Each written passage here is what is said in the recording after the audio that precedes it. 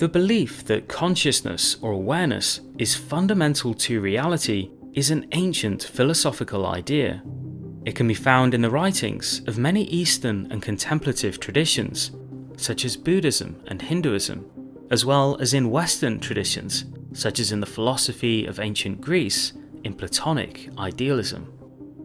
A fundamentality of consciousness in reality is a metaphysical position that has been defended throughout history by scholars and sages alike, and in various interesting cases, driven not by ideological or religious convictions, but by philosophical deduction, introspection, and ontological parsimony. Before we continue, we need to define consciousness. When we think of our own consciousness, many things may come to mind. Our senses of sight and taste, smell and touch, our rich palette of emotions, or our ability to think about concepts and ideas. To philosophers, however, the word consciousness can be simply defined as experience. It is commonly said that something is conscious if there is something it is like to be that thing, no matter how simple or sophisticated that experience might be. It is in this way that we will be using the word consciousness today. In recent decades, the idea that consciousness is a fundamental element of reality has made an unexpected return to Western academic thought, enjoying a new credibility among respected scientists and philosophers. It has been the subject of both popular and academic books, philosophical papers, and scientific monographs. So why has this ancient and esoteric idea returned to our modern thinking? Is it true? And what might it mean for us? This is the story of how consciousness in Western academic thought went from an insignificant illusion to a leading candidate for the ultimate ground of existence. To understand the recent resurgence of fundamental views of consciousness, we need to first go back to the turn of the 20th century, when a similar flowering of such views was occurring in Western philosophy. Our story begins with one of the leading academic figures of that time, Bertrand Russell. A British polymath, Russell's interests spanned philosophy, science, mathematics, and literature, and yet it was Russell's philosophical work on the ancient mind-body problem, now rediscovered by academics decades later, that has now sparked a renaissance in considering a deep place for consciousness in reality. In his 1927 book, The Analysis of Matter, Russell focused on the enduring question of how mind relates to matter. He adopted a stance on matter similar to that taken by earlier philosophers, including Gottfried Wilhelm Leibniz, Immanuel Kant, and later by Arthur Schopenhauer. These thinkers had argued that in spite of the richly detailed description of the world provided by physics, the physical account actually offers no explanation of the nature of matter. The core of the position is that physics tells us not what matter is, but only what it does. Consider a particle. Physics tells us that particles have the properties of mass, charge, and spin. Yet these properties tell us only about how a particle will relate to its environment, and nothing about the intrinsic nature of the particle, what it is in itself. This, it turns out, is true of everything that physical science tells us about the world. In the popular understanding, physical science reveals the essential contents of reality. However, in actuality, science reveals only behaviors and relationships, what we might call the causal structure of nature. And while it has proved highly valuable in countless practical ways, the intrinsic nature of reality, what our physical equations are actually describing, remains an unsolved mystery. As Russell writes, quote, "We know nothing about the intrinsic quality of physical events," end quote. But does physics actually require an intrinsic ground in order to be complete? Perhaps structure and relationship are simply all there is to reality. This view, however, falls apart on closer inspection. As the philosopher Hedda Hasselmalch points out, quote, "For there to be a relation, there must be two things being related. Otherwise the relation is empty, a show that goes on without performers, or a castle constructed out of thin air." She continues, "Physical structure must be realized or implemented by some stuff or substance that is itself not purely structural. Otherwise there would be no clear difference between physical and mere mathematical structure, or between the concrete universe and a mere abstraction." End quote. This fact was not overlooked by the late great physicist Stephen Hawking, who famously pointed out that we have no idea what it is that, quote, "breathes fire into the equations of physics and gives reality to the universe."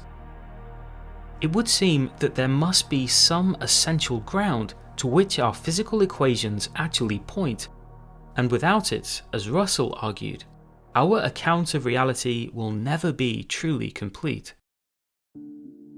After presenting this view on matter, Russell went on to observe that the elusive intrinsic nature of the world is, in a conspicuous way, analogous to the mysterious reality of consciousness. We know that it's there, and yet it stubbornly resists all attempts to capture it through objective or behavioural processes. Russell argued that our epistemological blind spot in physics to get at the nature of what things are in themselves is precisely the same reason that physical approaches to consciousness seem doomed to fail. Intrinsic natures simply cannot be captured through a purely physical approach. Russell did not suggest that consciousness was the intrinsic nature of reality, but instead argued for a position that has become known as neutral monism, in which reality has a single underlying nature that is neither mental nor physical, but capable of being expressed in these two different ways. Much like interiors and exteriors, in Russell's account, the mental and the physical imply and necessitate each other as reflections of a single, hence monistic, underlying nature.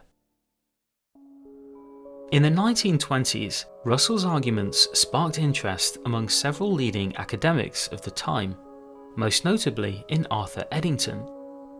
Like Russell, Eddington was another titan of early 20th century science. As a physicist and mathematician, he was famous for demonstrating the validity of Einstein's theory of general relativity by setting up an ingenious experiment that involved the observation of stars as their light is curved by the mass of the sun. Eddington was once heralded as one of only 3 people in the world to truly understand Einstein's general relativity, and Einstein complimented his presentations on the subject as the clearest in any language. But aside from his scientific contributions, Eddington was also a celebrated philosopher of science with a deep interest in the mind-body problem.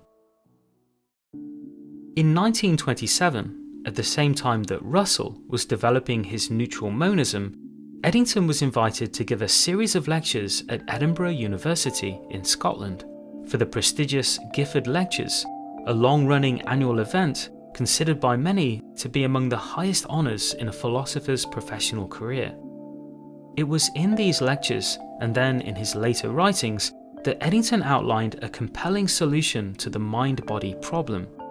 It was a new synthesis of an ancient philosophical position known as Panpsychism, a name given to views throughout history which place mind or consciousness as a deep and ubiquitous feature of reality. In these lectures, Eddington argued that there is only one plausible candidate for the intrinsic nature of the physical world: consciousness. Like Russell and others before him, Eddington recognized that science gives no description of the intrinsic nature of the physical world. His primary contribution, however, was to argue convincingly to many that consciousness is precisely the required candidate to fill this awkward gap in our knowledge. Eddington put forward an argument for panpsychism, which is known today as the intrinsic nature argument. This argument, now recently rediscovered, has seen panpsychism return as a respectable theory, and a view that now enjoys growing support from scientists and philosophers alike. To explain the intrinsic nature argument, we first begin with an account of consciousness. It is sometimes said that the existence of consciousness is the one thing we know for sure about reality. Perhaps the most famous philosophical dictum of all time is that of René Descartes' "I think, therefore I am." Whatever we believe we may know about the outer universe, there is only one feature of reality that is utterly invulnerable to any and all doubt: our consciousness. The world might be very different to what our senses describe. Maybe we are a brain in a vat, or living in some kind of simulation. Maybe we're just dreaming. And yet, for all of the ways we could be mistaken about reality, we can be sure only that consciousness exists. But other than its existence, what else do we know about consciousness? Eddington argued that we know at least one thing concretely about consciousness: that it is an intrinsic nature. In our unmediated access to it, consciousness is a reality that we apprehend directly and without inference. Consciousness exists uniquely to and for itself. We might even go so far as to say that consciousness is the only part of reality that we truly understand, because only in our consciousness do we have access to the intrinsic nature of at least one small part of the universe. But why then believe consciousness could be the intrinsic nature of all reality? As it turns out, consciousness is both the only intrinsic nature we know or can conceive of. Only consciousness exists to and for itself, and it would seem that this same property is required to ground the physical world in reality. Previously, Russell had described our need for an account of the intrinsic qualities of physical events, and yet it would seem that qualities are the exclusive domain of consciousness. Many philosophers, past and present, have argued that a true account of consciousness requires an expansion of our physical picture of nature, and according to the intrinsic nature argument, physics calls for precisely this expansion in order to be complete. For these reasons, Eddington regarded nature's grounding interiority as a perfect candidate for the otherwise mysterious interiority of our minds. Through this approach, mind and matter could be unified, the interaction problems of dualism could be averted, and the elegant economic ontology of monism could be restored.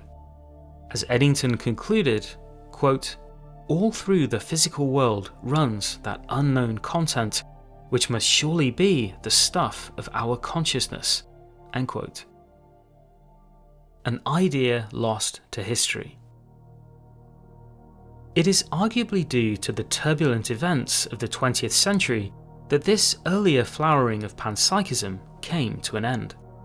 In the wake of the First World War, a dramatic shift took place in analytic philosophy with the rise of logical positivism. Academics argued that philosophy must now dispense with metaphysical musings about the nature of reality and earn its keep by providing actionable contributions to science. A consequence was that introspective and intuitive knowledge was sidelined, and not surprisingly, the question of consciousness once again faded into the background. During this time, another similar development was also underway in psychology with the rise of behaviorism. With hopes of finally achieving the status of the hard sciences, B.F. Skinner and other influential psychologists directed the powerful objectivity of empiricism to human behavior. With great ambition, psychologists now predicted that every datum of the mind could be entirely understood by reduction to environmental inputs and behavioral outputs. For decades in the field of psychology, even mentioning consciousness raised eyebrows. As the field advanced, however, it became increasingly clear that denying mental states left out the true essence of psychology. Sensations, emotions, feelings, and desires, these were what made us who we are as living beings with conscious minds. While in some relative obscurity, consciousness continued to be discussed by philosophers, it wasn't until the 1980s that consciousness re-entered the broader academic discussion. In the late 1950s, the biologist Francis Crick shot to fame for his role in discovering the structure of DNA. With his place in the pages of history secured, by the 1980s, Crick hoped to surpass even this discovery by solving that other great mystery of life, consciousness. Now, together with his colleague neuroscientist Christoph Koch, the two scientists announced the beginning of a new scientific program dedicated to finally demonstrating how brains become conscious. Through their study and the research it inspired, a great many new discoveries about cognition and neuroanatomy were made. And yet, in spite of their achievements, how any quantitative description of the objective processes of the brain could somehow lead to a qualitative description of subjective experiences remained a mystery. It gradually dawned on them that any physical theory of consciousness is forced to take no less than a leap of pure faith from the objectively physical to the subjectively mental, what the philosopher Joseph Levine had called the explanatory gap. A century of studying the brain had provided an impressive and extremely useful science of correlations. We learnt the specific brain states associated with recognizing faces, solving problems, feeling pleasure, pain, and excitement. Yet the central question remained: exactly how do physical brain states produce mental ones? In an important sense, a century of neuroscience had brought us no closer to understanding this mystery. As the neuroscientist Antonio Damasio reflected in an article for Scientific American, quote, "One question towers above all others in the life sciences. How does the set of processes we call mind emerge from the activity of the organ we call brain?" End quote. The effort to understand the nature of consciousness seemed once again to have encountered an impasse.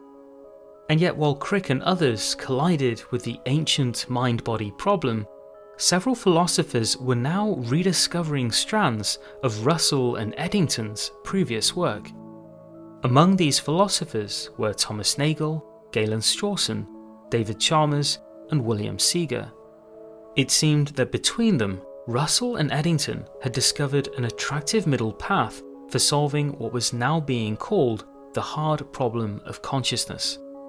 While their approach had been convincing and influential to several leading academics of the early 20th century, as neither a form of materialism or dualism, the nuance of the Russell-Eddington approach had been overlooked by much of the mind-body debate of the time. Eventually, it had been obscured by a turbulent century of great wars and revolutions in psychology and philosophy, which were hostile to the issue of consciousness as a legitimate subject of inquiry. Now, however, in the latter part of the 20th century, hostility towards metaphysics had largely subsided, the limits of behaviorism had become obvious, and the imposed restrictions on philosophy were challenged by a new generation of philosophers. It was now finally becoming clear that purely behavioral or physical approaches could never explain consciousness.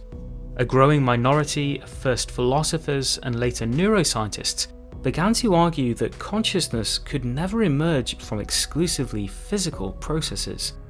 That consciousness, in some unrefined or proto-form, must exist inherently within the natural world, a fundamental aspect of reality.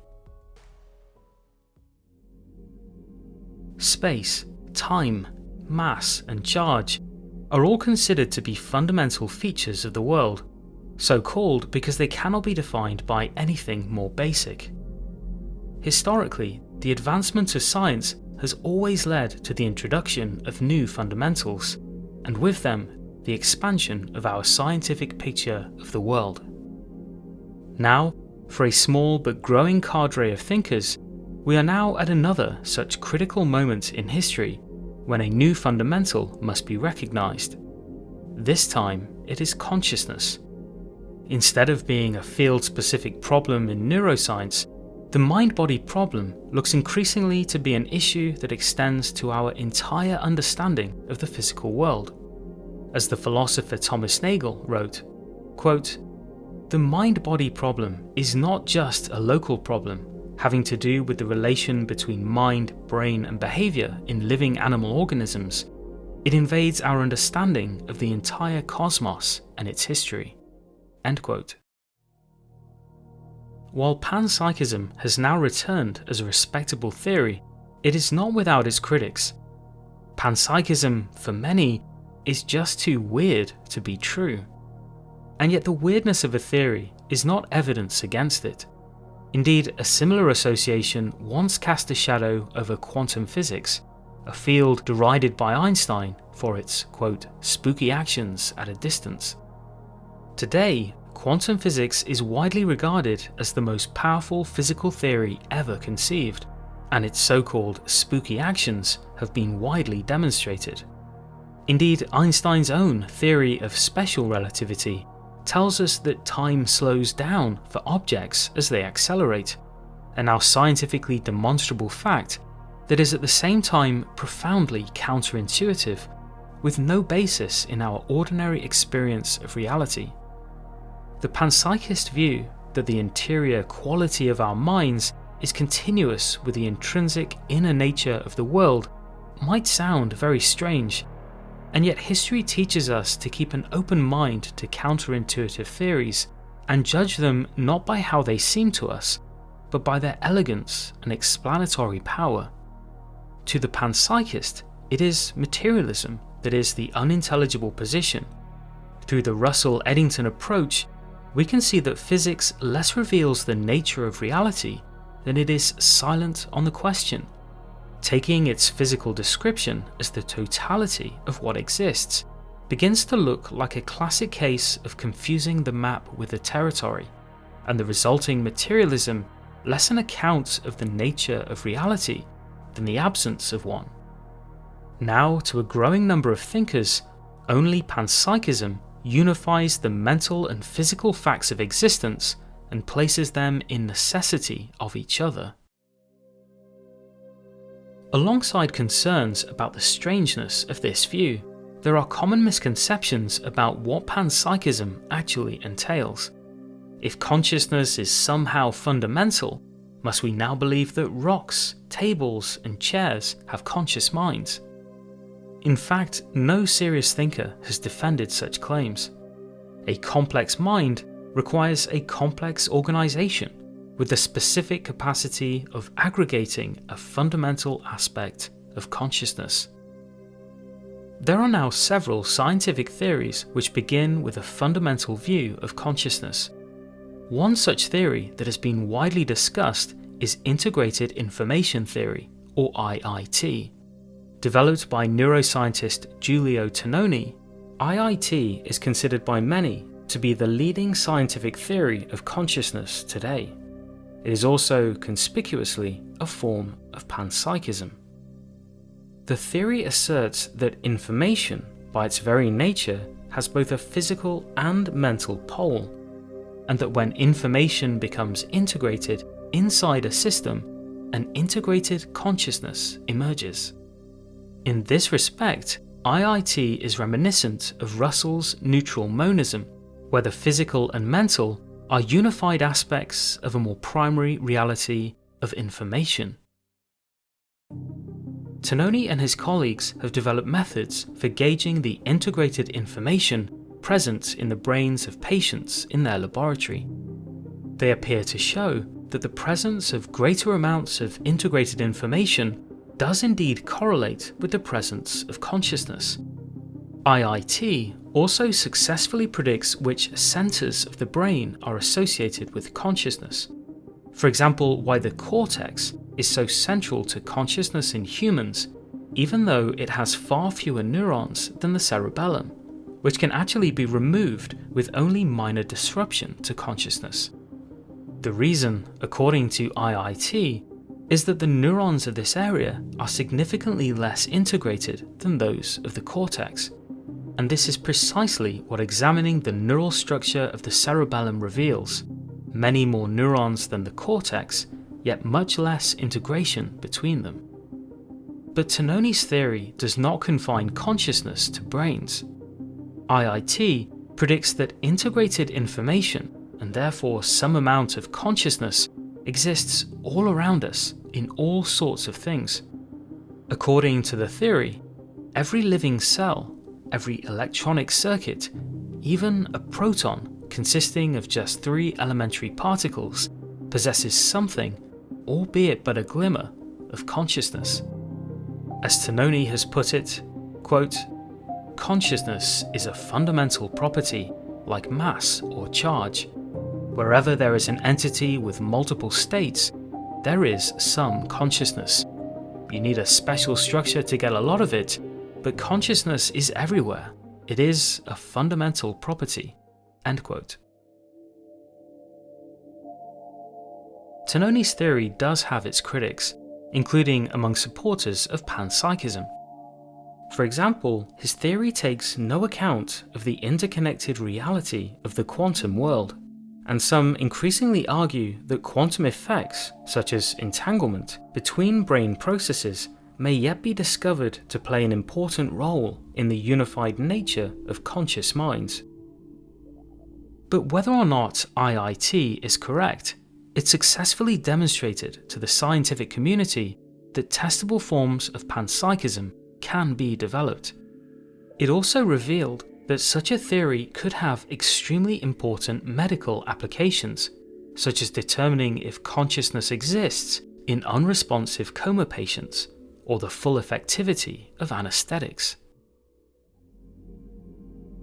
Philosophers at the Qualia Research Institute have also thought deeply about the broader implications of Tononi's theory. According to the philosopher Michael Johnson, IIT predicts that consciousness could exist far beyond the scale of humans and animals, and might in fact be present in massive cosmological phenomena.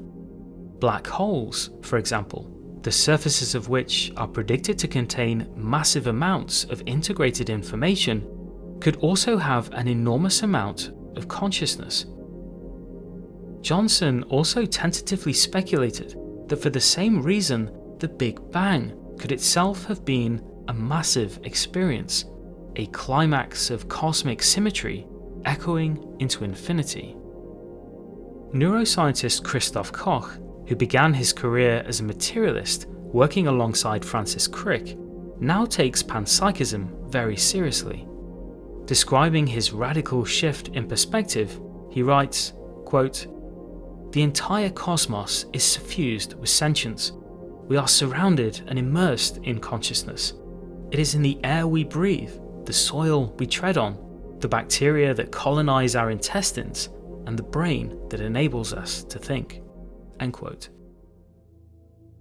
Panpsychism and the combination problem. Perhaps the most credible challenge to panpsychism is what is known as the combination problem. This challenge to panpsychism was first raised over a century ago by one of the founders of modern psychology, William James. While James himself was actually an advocate of panpsychism, he pointed out that any panpsychist theory needs to explain how more elemental conscious entities combine to create more sophisticated minds like ours. But how could a conscious entity combine with another?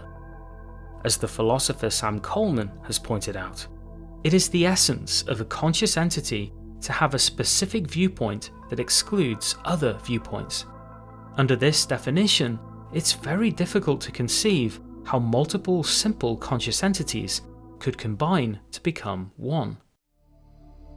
For its critics, the combination problem serves as a decisive refutation to panpsychism, perhaps equally unsurmountable as the hard problem of consciousness itself. And yet, as defenders of panpsychism have pointed out, we already have highly convincing evidence that mental combination does occur. The best example comes from neuroscience. Many experiments have shown that under specific circumstances, the two hemispheres of the brain can become isolated from each other. In such split brain cases, a fascinating observation is made. Each of the two separate hemispheres appears to have their own separate consciousness, capable of very different personalities and desiring very different things. Reconnect the hemispheres, and these two minds apparently merge to create our normal awareness. Such split brain cases reveal, at least in principle, that conscious entities can combine to create larger minds. Explaining exactly how this occurs would be a task for a future science of consciousness, and yet the fact that mental combination takes place would appear to have already been demonstrated. Cosmic mind. Historically, panpsychists have attributed consciousness or mentality to nature's fundamental entities. But what if the most fundamental entity is not a particle, but the universe itself? Philip Goff has pointed out that our historical tendency to view smaller things as more fundamental might be a mere assumption, a tendency known as smallism. Developing on a view known as priority monism, Goff argues that we might equally take the universe itself as the primary ontological primitive. After all, it seems quite natural to see the universe itself as the most fundamental reality. Goff offers a version of panpsychism he calls cosmopsychism, in which the universe itself may be the subject of a singular consciousness that is refracted into individual minds like our own.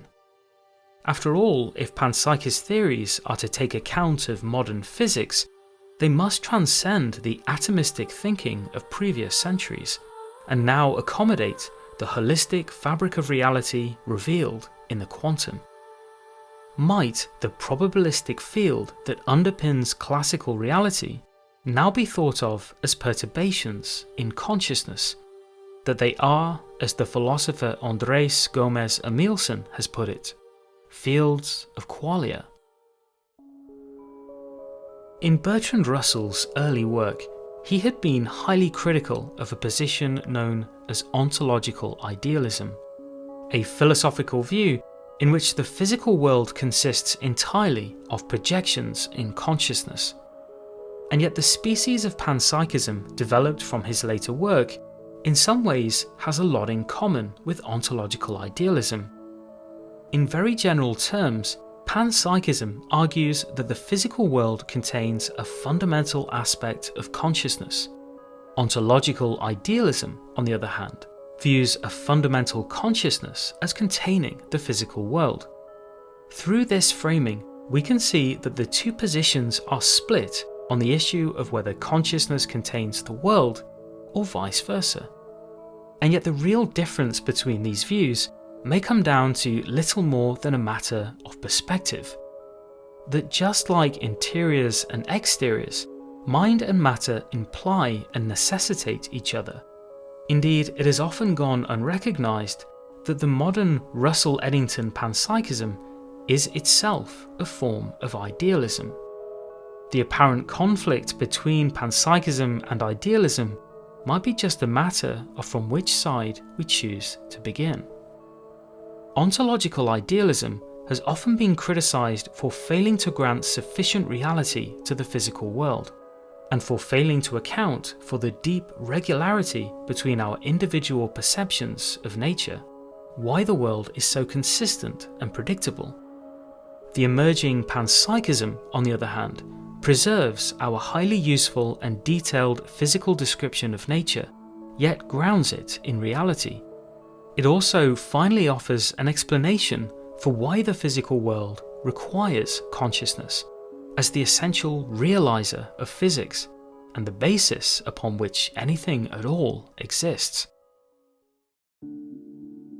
Past academic revolutions, such as the discovery that Earth orbits the Sun, or that life evolved from a common ancestor, resituated our sense of place in the universe. During these times, millions of people paused in their lives and looked around them and saw the world for the first time in a new way. Many thinkers now believe that we are on the verge of another historic shift in our perspective. Yet this time, the proposed shift is different. It is an ontological revolution that could not be more intimate to the core of our most inner sense of self. For over 300 years in the West, reasonable-minded thinkers have adopted a materialist view, in which a mature acceptance of the received facts of science dispel all previous notions of human specialness or our centrality on the cosmic stage. That we live in an arbitrary and unfeeling reality of inert physical laws, in which we drift in an immeasurable cosmic void, separate and isolated from each other and from true reality. The compromise of this view and the strength it took to accept it were seen as virtues in our Promethean willingness to seek and face reality. Now, once more, it seems that reality is yet stranger and deeper than previously imagined. But instead of further decentralizing humanity and the conscious subject, the emerging view offers a break in this tradition. It recasts the physical world, not as an inert matrix of matter, but as a tapestry of qualities, and for the first time since the dawn of the Copernican revolution, our significance in reality is promoted. In the emerging view, consciousness, the context of all value, meaning and significance, is not an arbitrary illusion of biological evolution, it is core to the ground of existence. If consciousness is a fundamental property, then in our most intimate and essential identity as conscious beings, we are continuous with the essential nature of reality. More than ever, we are at home in the universe, as part of that tapestry of qualities and the intrinsic experiencing aspect of the universe itself.